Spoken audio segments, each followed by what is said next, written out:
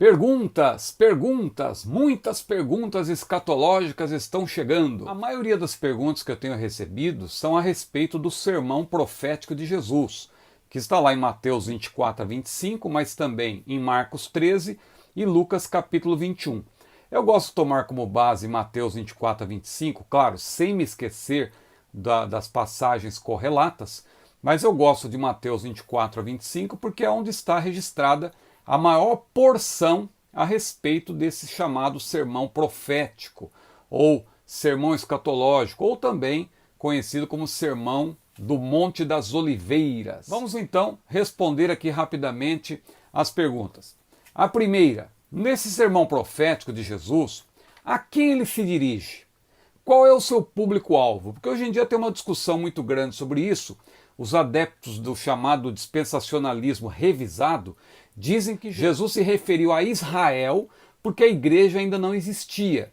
Dizem eles que Jesus, lá em Mateus 18, ou melhor, 16, ele disse: edificarei a minha igreja e as portas do inferno não prevalecerão contra ela. Então isso está no futuro, não existia igreja, então Jesus se dirige a Israel. Ora, a igreja começou com os 12 apóstolos. A igreja nascente. O público-alvo desse sermão é a igreja, mas representada, claro, pela igreja nascente, que era formada por israelitas. Os israelitas já começaram a ver as portas do inferno não prevalecer contra a igreja. Então a igreja do Senhor é formada por todos os salvos de todas as épocas, inclusive os santos do Antigo Testamento. Agora, quem diz que a igreja não existia, tem que ter cuidado, porque se o texto de Mateus 24 a 25 não serve para a igreja, porque, segundo essa tese, a igreja ainda não tinha sido estabelecida, o que você faz com Mateus 5 a 7? O sermão do Monte, que tem ali a chamada ética cristã. Aquela ética cristã é para os judeus? É para os israelitas? E o que você faz com João, capítulo 14 a 16 e o capítulo 17, que tem uma oração sumo sacerdotal? Aquele sermão que é o último sermão em que Jesus fala do Espírito Santo, ele fala do outro Paráclito, ou o outro Consolador. Inclusive ele fala ali da sua vinda, quando ele disse: virei outra vez e vos levarei para mim mesmo, para que onde eu estiver estejais vós também. Então tudo isso não serve para a igreja, porque segundo essa tese a igreja ainda não estava estabelecida. Veja, a Bíblia explica a própria Bíblia. E você tem que entender muito bem que ali quando a Bíblia diz edificarei a minha igreja, não é que a igreja seria no futuro edificada. A igreja já estava sendo edificada pelo Consolador, que era Jesus, o Paráclito, e outro Consolador viria para dar sequência a esta obra. Tanto que Paulo diz: cada um saiba como edifica. O fundamento é Cristo e nós temos que edificar sobre esse fundamento. A igreja continua sendo edificada. Os dons também foram dados para a edificação da igreja. Quando você lê Efésios capítulo 4, versículo 11, diz que uns o Senhor deu para apóstolos, e outros para profetas, e outros para evangelistas, e outros para pastores e doutores, querendo o aperfeiçoamento dos santos para a obra do ministério. E ali ele fala claramente que os dons foram dados, os dons ministeriais foram dados para a edificação da igreja. A igreja continua sendo edificada. Mas quando Jesus andou na terra, a igreja já foi iniciada por ele. É claro que aquele texto de Mateus 24 a 25 é para a igreja. Mas observe que a igreja nascente era israelita. Por isso que Jesus, ao responder à pergunta que os discípulos fizeram, ele levou em consideração esse fato de que eles eram israelitas e por isso falou bastante também de Israel. Outra pergunta, qual é o assunto desse sermão? O assunto desse sermão está de acordo com a pergunta que os discípulos fizeram. Que pergunta que os discípulos fizeram? Mateus 24, versículo 3. Senhor, quando serão essas coisas? E que sinal haverá da tua vinda e do fim do mundo? Jesus tinha dito a eles que não ficaria pedra sobre pedra que não seria derribada, né? Não ficaria pedra sobre pedra que não seria derrubada, o templo viria abaixo, e eles ficaram preocupados e perguntaram: Senhor, quando serão essas coisas? E que sinal haverá da tua vinda e do fim do mundo? Eles eram israelitas, mas eram ali parte da igreja do Senhor, a igreja nascente. Jesus, então, responde a esta pergunta tripartida e, por isso, ao respondê-la, ele fala de muita coisa também alusiva a Israel, especialmente coisas que vão acontecer lá em Jerusalém. Outra pergunta, o que é o princípio das dores? Esse termo princípio das dores é encontrado com frequência na literatura apocalíptica. O termo dores, aí Odin, alude a dores de parto. Então, quando Jesus fala do princípio das dores, são aquelas dores iniciais, quando a mulher está para dar à luz, e elas vão se intensificando na medida que vai chegando o momento de ela dar à luz. Paulo também falou lá em 1 Tessalonicenses capítulo 5 das dores de parto, não é? Das dores de parto. Então veja que princípio de dores fala do início das dores, que são uma indicação de que o grande momento está chegando, não é? Então são, na verdade, indicadores, são sinais indicadores de que Jesus breve virá para desencadear e para fazer com que aqueles acontecimentos escatológicos que estão para acontecer, eles comecem então, haja o start. E nós sabemos que o evento desencadeador de tudo isso é justamente o arrebatamento da igreja. Nós já estamos nos últimos dias, mas está se aproximando ali a culminância desses últimos dias. Os últimos dias que, a rigor, começaram no dia de Pentecostes. A Bíblia é clara ali, quando Pedro cita o termo últimos dias, os últimos dias já começaram ali. Mas existe a culminância, há uma gradação, não é? Veja que João também falou da última hora, e ele falou isso há 2000 anos. Então nós já estamos agora aí, possivelmente nos últimos segundos dessa última hora. Outra pergunta, o que é o abominável da desolação? Para você entender o abominável da desolação, você tem que estudar o livro de Daniel, porque Jesus, ele se refere a algo que já aconteceu, porque Daniel falou do abominável da desolação 3 vezes, lá no capítulo 9, no capítulo 11 e no capítulo 12. É bom se dizer que o que está no capítulo 11 já se cumpriu em Antíoco IV, também conhecido como Antíoco Epifânio. Quando ele entrou no templo, no período interbíblico, ele sacrificou o porco, ele colocou uma estátua de Zeus dentro do templo. Então o abominável da desolação já aconteceu. Mas Jesus, o que ele disse? Quem lê, que entenda. Por quê? Ele quis dizer o seguinte, que há nessa profecia de Daniel, aí uma justaposição de acontecimentos, ou um duplo cumprimento. Já se cumpriu parcialmente lá no período interbíblico, mas ainda haverá no futuro um outro acontecimento em que também ali o falso profeta, que é um preposto do anticristo, ele vai entrar também no lugar santo. Ele vai ali também colocar uma estátua do próprio anticristo para ser adorado. Ele vai profanar o templo. Isso é chamado de abominação da desolação no futuro, mas ela já aconteceu no período interbíblico. Por isso que Jesus disse, quem lê que entenda. Ele quer dizer o seguinte, da mesma forma que aconteceu no período interbíblico, vai acontecer, mas lá no futuro, lá no período tribulacional. Outra pergunta, o que significa a frase ai das grávidas? Muita gente aí diz, olha, ai das grávidas, porque quando Jesus voltar, a criancinha que estiver no ventre da mãe que não é salva, vai sair e tal, e vai ser uma tragédia muito grande. Não, ali a Bíblia não está falando nada do arrebatamento da igreja.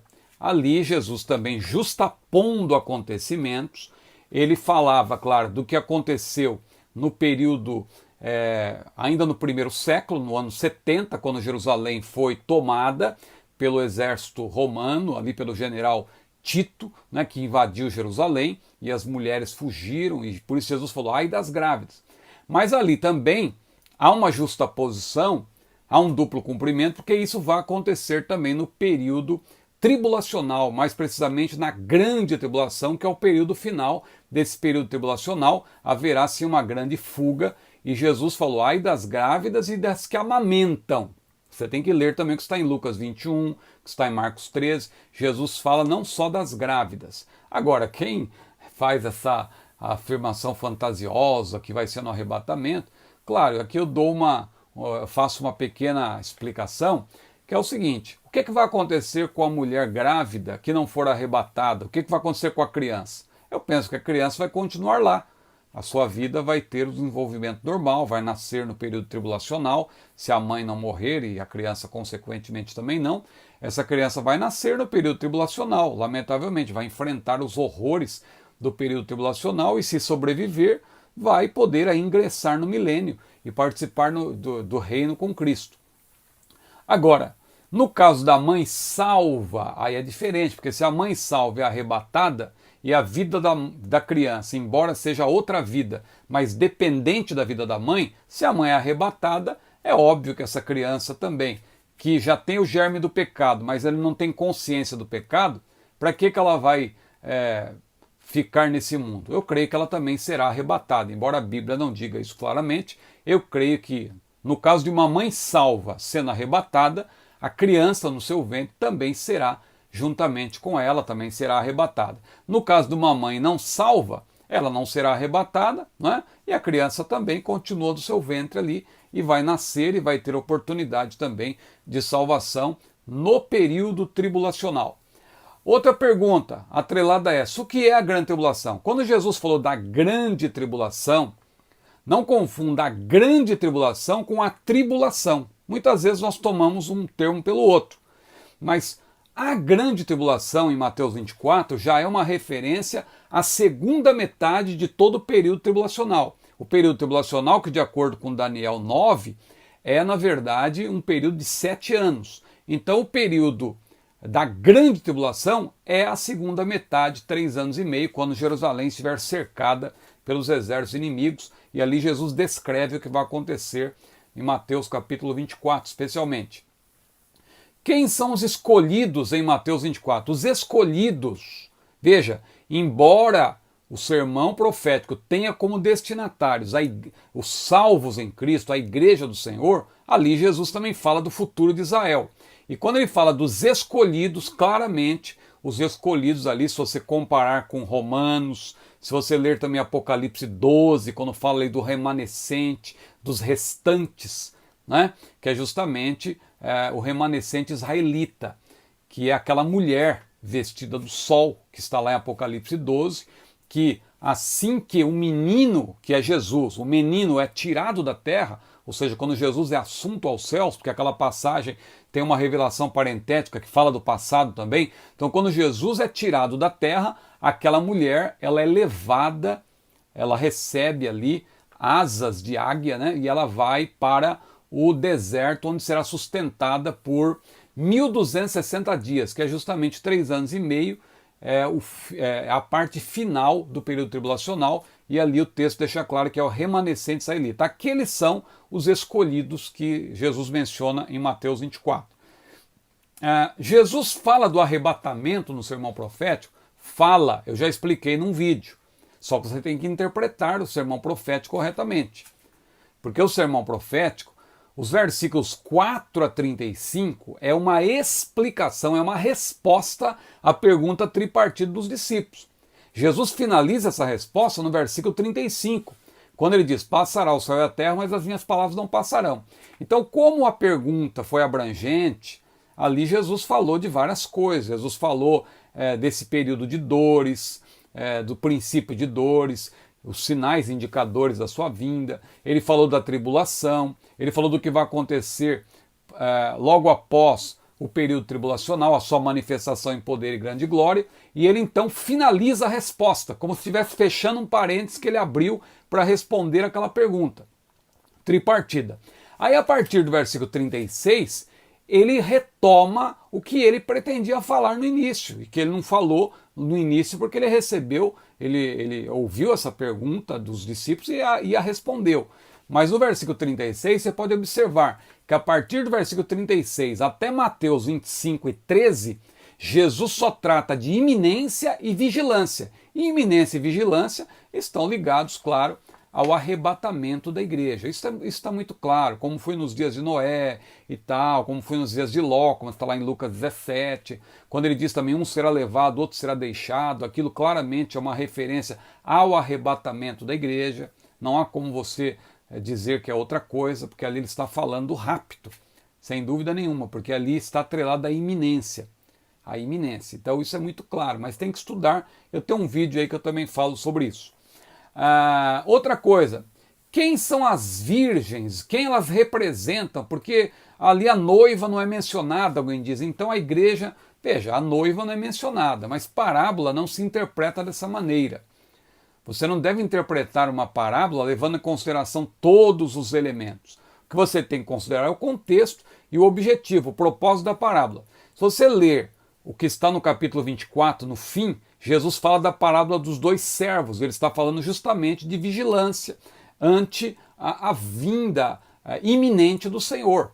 Então ele fala dos dois servos e depois o capítulo 25, que no início, antigamente, claro, era um bloco só, não tinha capítulos e versículos, começa justamente com um conectivo, diz então.